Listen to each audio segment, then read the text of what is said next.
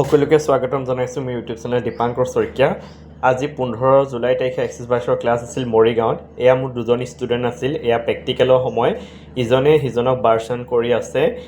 Next access বাইছৰ class 17 July তাৰিখে শিৱসাগৰত হ'বলৈ গৈ আছে।